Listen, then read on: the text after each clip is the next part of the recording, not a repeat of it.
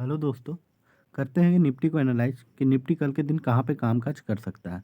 तो जैसा कि मैंने कल के वीडियो में बताया था, मार्केट में लेवल दिया था, वो लेवल मार्केट आज छुआ। लेकिन इसके साथ साथ मार्केट जैसे ये लेवल के नीचे मैंने बताया था कि इसके नीचे अगर मार्केट जाएगा तो आपको सेल कर देना है। लेकिन ये लेवल के नीचे मार्केट नीचे आया ज़रूर, लेकिन फॉल्स ब्रेकआउट दिया और मार्केट फिर से ऊपर चला गया। तो ये फॉल्स ब्रेकआउट कैसे होता है, क्यों होता है, ये चीज़ को जानने के लिए आपको सबसे पहले मार्केट को एनालाइज करना होगा कि मार्केट क्या कर रहा है। फॉल्स ब्रेकआउट को कभी भी जानना है, उसके लिए सबसे बेहतर चीज़ है कि आप दोनों को देखिए, निफ्टी को भी देखिए और बैंक निफ्टी को भी देखिए। अगर कोई सपोर्ट है, फॉर एग्जांपल यहाँ पे सपोर्ट है मार्केट का और निफ्टी ब्रेकआउट दे रहा है और निफ्टी ब्रेकआउट दे रहा है और इस सपोर्ट के नीचे निफ्टी आ गया है, ठीक है। और वहाँ बैंक निफ्टी किसी सपोर्ट पे या सपोर्ट के नीचे नहीं आया है। तो वहाँ पे होता क्या है कि जब भी मार्केट कोई सपोर्ट है, मार्केट फॉर एग्जांपल यहाँ पे सपोर्ट है, ठीक है। ये कर्सर देख रहे हैं आप, यहाँ पे सपोर्ट है मार्केट का, ये देखिए ये सपोर्ट था। फॉर एग्जांपल मैं लाइन खींच कर दिखाता हूँ आपको कि ये देखिए ये सपोर्ट है, ठीक है। और मार्केट क्या क्या निफ्टी यहाँ टूट गया है, ठीक है।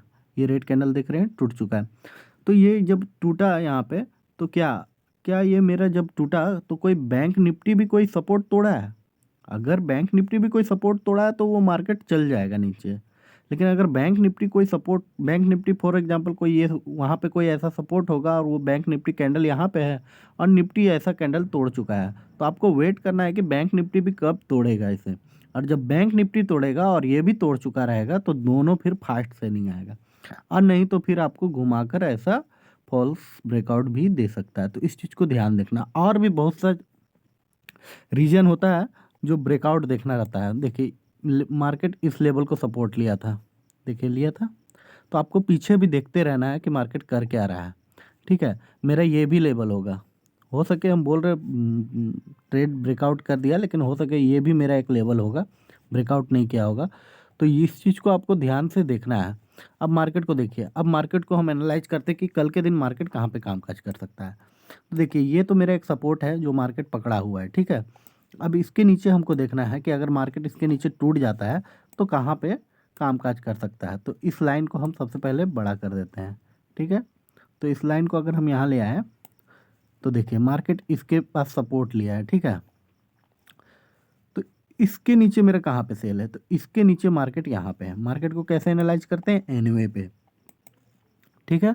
और ये मेरा एनवे बन रहा है, ठीक है। तो इसके नीचे कभी भी मार्केट आएगा तो इसके नीचे मार्केट यहाँ पे आएगा। अगर एनवे को जांचना है तो पिछले वीडियो में मैंने बताया था कि एनवे को अगर जांचना है तो आप लाइन चार्ट पे जांच सकते हैं कि जैसे फॉर एग्जांपल मार्केट यहाँ से ऊपर गया, फिर कहाँ पे सपोर्ट लिया, यहाँ पे सपोर्ट लिया और फिर मार्केट ऊपर गया है, ठीक है। तो मार्केट यहाँ पे सपोर्ट लिया है, इसके यहाँ से यहाँ पे गया तो फिर यहाँ पे थोड़ा सा साइड वे हुआ और फिर ऊपर गया, इसके ऊपर तो मार्केट गया, ठीक है। तो इसके ऊपर जब मार्केट गया तो अब मेरा एनवे इसके ऊपर यहाँ पे है, तो अभी ये एनवे काम नहीं आएगा। जब भी अगर मार्केट यहाँ पे है फॉर एग्जांपल, ठीक है, तो इसके नीचे फिर मेरा कौन सा सपोर्ट बनता है, ये। तो उसी तरह मेरा मार्केट यहाँ पे है तो इसके नीचे सपोर्ट कहाँ पे बनेगा, ये बनेगा, क्योंकि उसके नीचे तो और कोई है नहीं, यही है। तो ये मेरा सपोर्ट बनेगा, ये फर्स्ट एनवे नीचे बन रहा है। तो एनवे एनवे बना के हम मार्केट को एनालाइज करते हैं, ठीक है। तो मार्केट को एनालाइज करने के लिए सबसे पहले आपको एनवे को देखना है, ठीक है। एनवे को देखना है और फिर देखिए अभी हम यहाँ पे एक एक लाइन ये भी है मेरा, ठीक है। ये भी मेरा एक लाइन है तो हम इसको भी ले लेते हैं, थोड़ा बड़ा कर देते हैं आपके लिए हम। तो ये भी मेरा एक एनवे है। उसके बाद ये भी एक मेरा सपोर्ट है। देखिए मार्केट यहाँ से उठा है, ठीक है।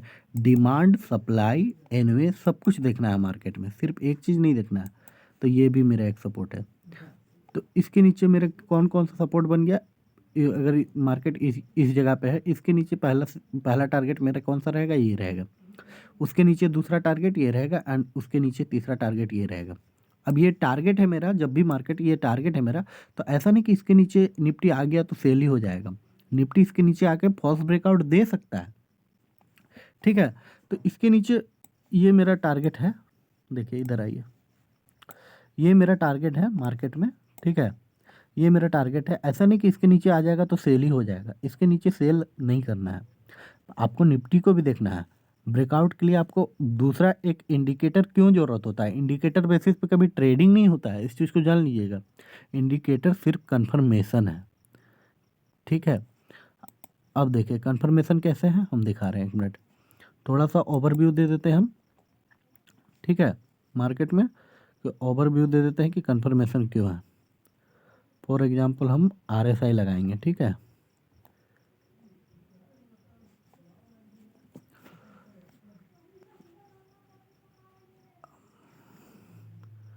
RSI लगा रहे हैं, अच्छा हम RSI लिख ही देते हैं, ये आ गया RSI, ठीक है। अब हम यहाँ पे RSI लगाएं तो देखिए ये मेरा RSI है। जब मार्केट यहाँ पे एक लाइन डालते हैं, ठीक है,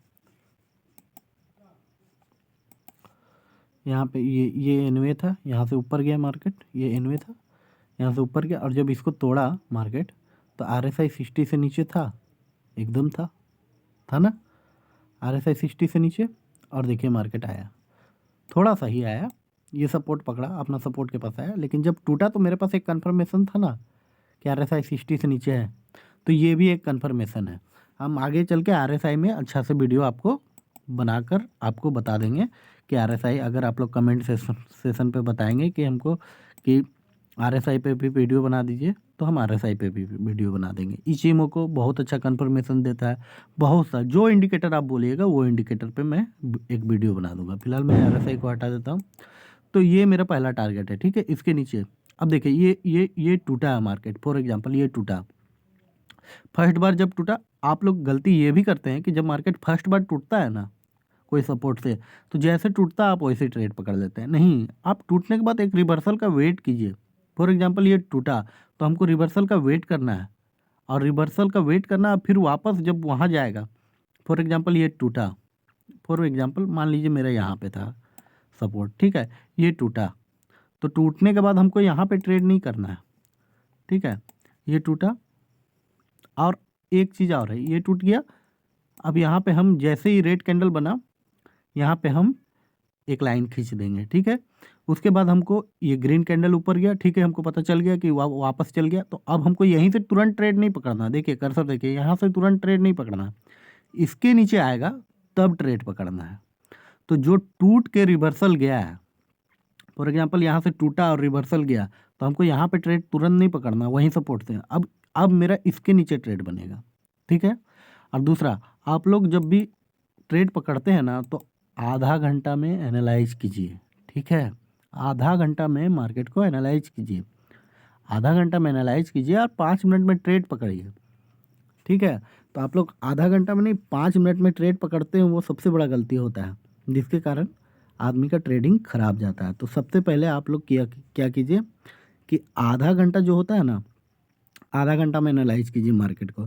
फॉर एग्जांपल ये आधा घंटा में टूटा था मार्केट, ये पूरा कैंडल हाफ एन आवर का, तो ये हाफ एन आवर का मेरा कैंडल है, तो हमको इसको देखना है कि अब ये मेरा हाफ एन आवर का कैंडल बन गया, वहाँ 5 मिनट में जाके देखना है कि क्या कर रहा है, उसके बाद बैंक निफ्टी में देखना है, उसके बाद RSI में देखना है, तब जाके ट्रेड पकड़ना है, ऐसे ट्रेड नहीं पकड़ना है। ये हम लोग का सबसे बड़ा गलती होता है कि ट्रेड टूटा, कोई सपोर्ट से टूटा और हम लोग तुरंत ट्रेड पकड़ लिए, ये गलती हम लोग को कभी नहीं करना है। अब देखिए मार्केट में आप लोग को क्या बताया है कि अच्छा बाई मेरा कहाँ से होगा।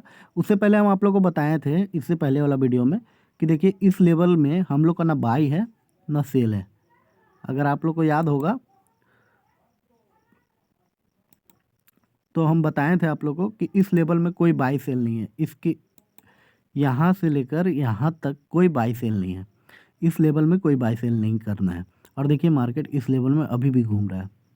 क्या है ना कि हम लोग देखते हैं 5 मिनट में कि हाँ हाँ ये गिर गया तो हमको सेल पकड़ लेना है। ये गिर रहा है, गिरने दीजिए, कोई दिक्कत नहीं है, मार्केट बहुत अपॉर्चुनिटी देता है, लेकिन ये गिर रहा है तो ये मेरा कोई सेल नहीं है, ठीक है। इस लेवल में आपका कोई सेल नहीं है। मेरा अब बाई कहाँ पे बनता है, छोटा मोटा बाई इसके ऊपर बनता है।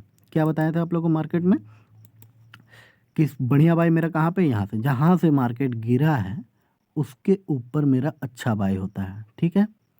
जहाँ से मार्केट गिरा है उसके ऊपर मेरा अच्छा बाई होता है, ठीक है।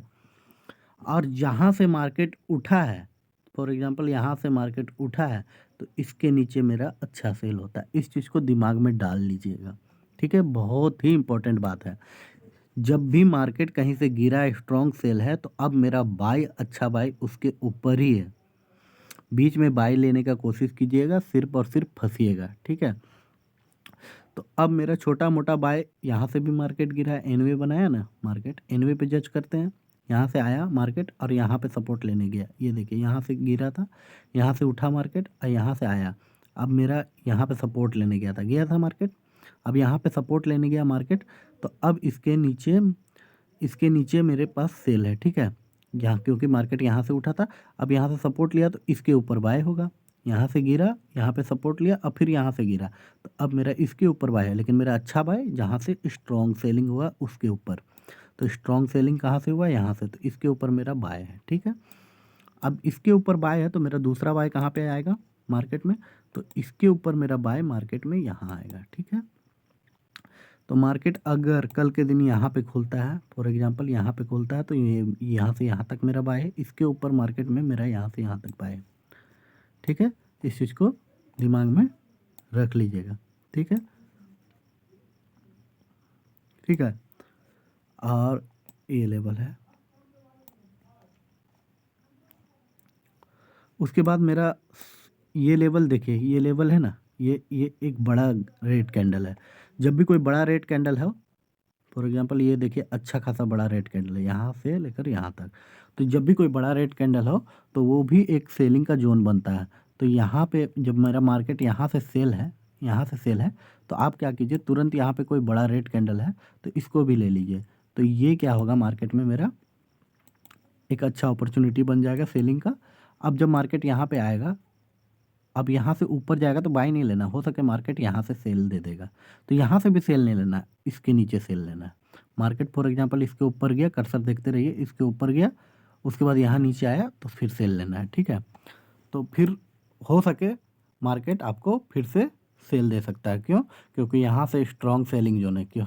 तो ये क्या हो गया, मेरा एक सप्लाई जोन हो गया। तो ये मेरा सप्लाई जोन है, तो सप्लाई जोन से फिर मार्केट गिर सकता है।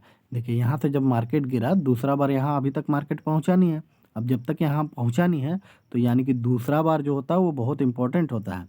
तो ये पहला बार गिरा था, ये दूसरा बार गिरेगा, तो हो सके दूसरा बार बहुत इंपॉर्टेंट होता है, तो दूसरा बार भी मार्केट गिरता ही है।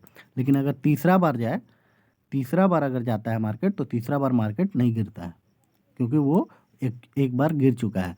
तो इससे क्या पता चल रहा है कि तीसरा बार अच्छा कन्फर्मेशन नहीं होता है।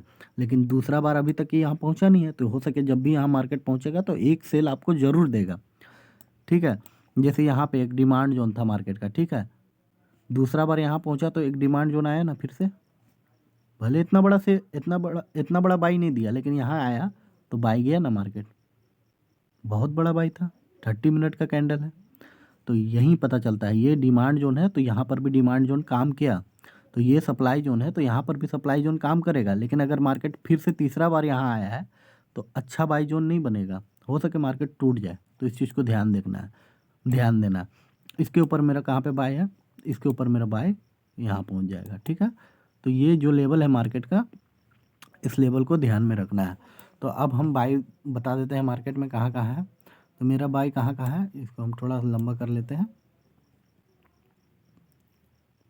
ठीक है? अब मेरा इसके ऊपर बाय बनता है छोटा मोटा बाय, तो ये मेरा 18,010 के ऊपर, मतलब 18,010 के ऊपर बाय है। और कहाँ तक बाय है, 18,132 तक बाय है। फिर इसके ऊपर कहाँ तक बाय है मेरा, 18,146 से 18,254। फिर इसके ऊपर कहाँ पे बाय है, 18,298 से 18,407, ये हमारा बाय है, ठीक है? अब हमारा सेल कहाँ है, इसके नीचे, इसके नीचे नहीं है, इसके नीचे सेल है। तो आपको इस चीज़ को ध्यान में रखना है। मेरा मार्केट में सेल कहाँ है, इसके नीचे, क्योंकि ये टूटा फिर ऊपर गया, तो अब मेरा इसके नीचे सेल होगा। तो इसके नीचे सेल मेरा कहाँ है, 17,749 से 17,661। और उसके नीचे मेरा सेल कितना है, 17,644 से 17,529। तो ये लेवल अगर आप चाहें तो खींचकर अच्छे से देखते हुए खींच लीजिएगा, आपको काम आएगा, ठीक है? और जब भी ब्रेकआउट हो तो थोड़ा ध्यान दीजिएगा, थैंक यू। और आप लोग सब्सक्राइब नहीं करते हैं, कृपया करके सब्सक्राइब कर लीजिए और लाइक कर दीजिए। और अगर कोई क्वेश्चन हो तो हमसे ज़रूर पूछिए, हम उसका ज़रूर आपको जवाब देंगे। Thank you.